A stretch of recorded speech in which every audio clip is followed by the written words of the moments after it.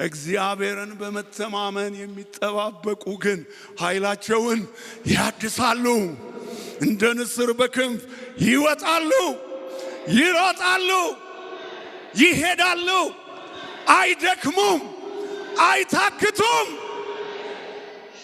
ሃሌሉያ ሃሌሉያ። ካሌብ 85 ዓመት ሲሞላው ከ45 ዓመት በፊት ጌታ የተናገረውን ቃል ጠቅሶ ለኢያሱ እንደዚህ ያለው፣ ዛሬም ጉልበታም ነኝ። አሜን አሜን። ዛሬም ጉልበታም ነኝ ለመውጣት ለመዋጋት፣ ዛሬም ጉልበታም ነኝ። ሙሴ በላከኝ ጊዜ እንደነበረ እንዲሁ ዛሬ ጉልበቴ ያው ነው። ለምን መሰለ? ይጸልያላ፣ ቃሉን ያነባላ። አየ ካልጸለይክ፣ ቃል ካላነበብክ መንፈሳዊ ጉልበት የለም፣ አምልኮ የለም፣ አገልግሎት የለም። ሃይማኖተኛ ነው የምትሆነው።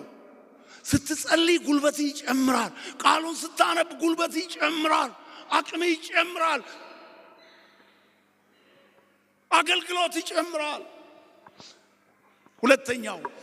ሁለተኛው አምላኩን የሚያውቅ ሕዝብ፣ ሁለተኛው ባጭሩ የምነግራችሁ አምላኩን የሚያውቅ ሕዝብ ሕይወቱ፣ አገልግሎቱ፣ ራእዩ ይሰፋል።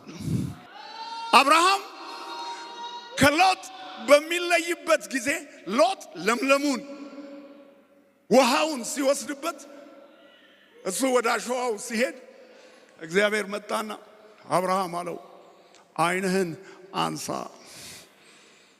እግዚአብሔርን ያውቅ ነበር አብርሃም። በጉልበቱ አልተጋፋም። አንተ የፈለግከውን ውሰድ አለው። አንተ የመረጥከውን አለው። ሎጥ ስግብግብ ስለነበር ሰዶምና ገሞራን መረጠ። ይሄ ግን ዓይኑ ልቡ አምላኩን የሚያውቅ ሰው ስለነበር ወደ አሸዋው ሄደ። እግዚአብሔር መጣና አብርሃም ሆይ አለው፣ ዓይንህን አንሳ። ሃሌሉያ። አንተ ካለህበት ወደ ሰሜን፣ ወደ ደቡብ፣ ወደ ምስራቅ፣ ወደ ምዕራብ እይ። ሃሌሉያ። ይህችን ምድር ላንተና ለዘርህ እሰጣለሁ። እግዚአብሔር ራእይን ያሰፋል።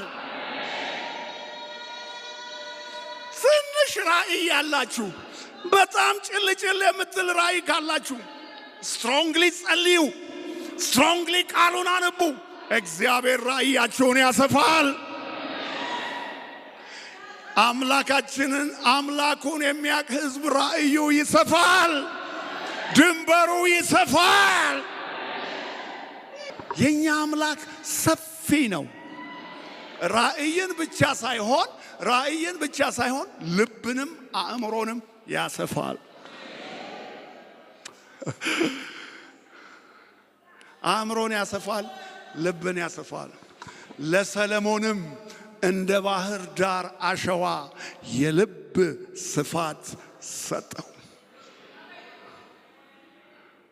በጣም ጠባብ ልብ ያላችሁ፣ ጠባብ አስተሳሰብ ያላችሁ ስትጸልዩ፣ ቃሉን ስታነቡ እግዚአብሔር በሕይወታችሁ አንዱ የሚያደርገው ነገር ምን እንደሆነ ታውቃለህ?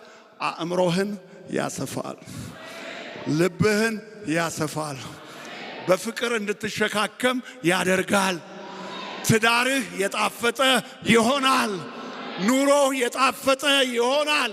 ለምን? ባልሽን የሚሸከም ሰፊ ልብና ሰፊ አእምሮ እግዚአብሔር ይሰጥሻል። ዳዊት ምን ይላል?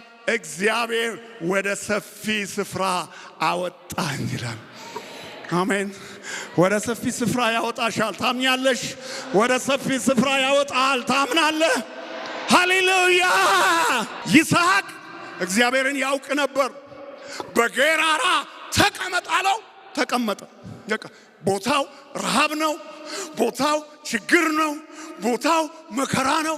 ግን እግዚአብሔር በዚህ ድርቅ ባለበት ቦታ ተቀመጣለ። ሰውየው ግራ ቀኝ አላለም። ቁጭ ረሃብ እያለ ቁጭ። በዛ ጊዜ ህዝብ ከጌራራ ወደ ግብፅ ነበረ ስንዴ ስላለ የሚሸሸው።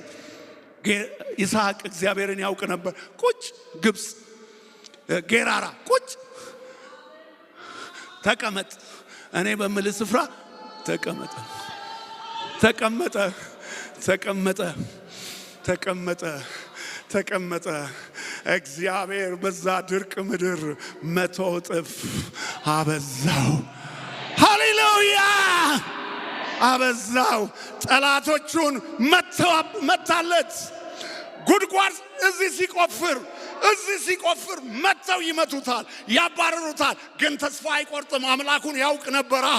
አምላኩን የሚያውቅ ህዝብ ተስፋ አይቆርጥም። እዚህ ሲከለከል እዛ ይቆፍራል፣ እዚህ ሲከለከል እዛ ይቆፍራል።